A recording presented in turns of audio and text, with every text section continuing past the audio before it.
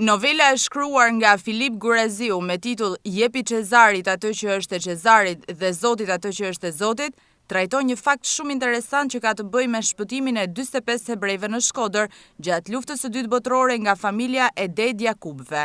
Për këtë ngjarje kishin ndjeni 2 oficer nazist gjerman, të cilët madje shoqëruan hebrejt me mjet lundrues deri në Itali. Dihet vendosmëria nazistëve gjerman për të eliminuar hebrejt, por mes tyre ka pasur edhe nga ata që kur kishin mundësi i mbronin. Pikërisht këtë dëshmon Guraziu në promovimin e librit. Përshkruan një histori të rrëfyeshme nga personi që e ka kryer veprimin vet, edhe kam pas shansin me najmet në Itali, burri vjetër në moshë në atë kohë. Është familja Ded Jakubëve të Shkodrës, familje shumë e njohur në Shkodranë për shumë probleme.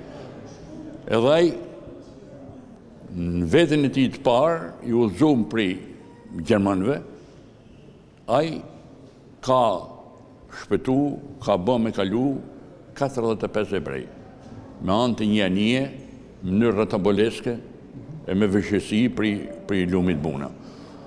Kjo është një tregim që unë nuk du që të humbin, unë e besoj plotësisht, nuk du që të humbin, sepse këto rrit vlerët e popullit shqiptar, natyrisht edhe popullit Shkodrës, por rrit vlerët edhe të familjes tij. Guraziu thot se jo pa qëllim ka zgjedhur titullin Jepi Cezarit atë që i takon. Kur kam thënë atë fjalën e Biblës, Jepi Cezarit, e kam fjalën për oficerët gjerman, që nuk kanë qenë gjithë oficerët gjerman si SS të indoktrinuar kriminela me atë veprime që i bënë kundër qyfutëve. Ka pas edhe njerëz që kanë pas arsye edhe në momentet caktuar kanë ndihmuar. Ky nuk ka rast i parë. Ne dim në Europë shumë raste të tilla që gjermanët kanë bërë.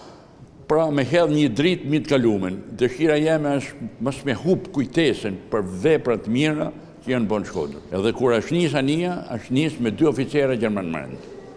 Edhe kanë shkuar drejt barit. Aktiviteti promovues i këtij libri zgjoi interes të veçantë tek të pranishmit, pasi edhe vetë tema që trajton është e veçantë. Njihet kontributi i Shkodrës dhe i mbar popullit shqiptar në mbrojtjen e hebrejve gjatë luftës së dytë botërore, ku nuk ju dorëzua asnjë prej tyre nazistëve gjerman. Ndërkohë, kjo është hera parë që dëshmohet rasti se si një familje në Shkodër, konkretisht ajo e Ded Jakubëve, shfrytëzoi njohjen që kishte me 2 oficer gjerman për të mbrojtur 45 hebrej.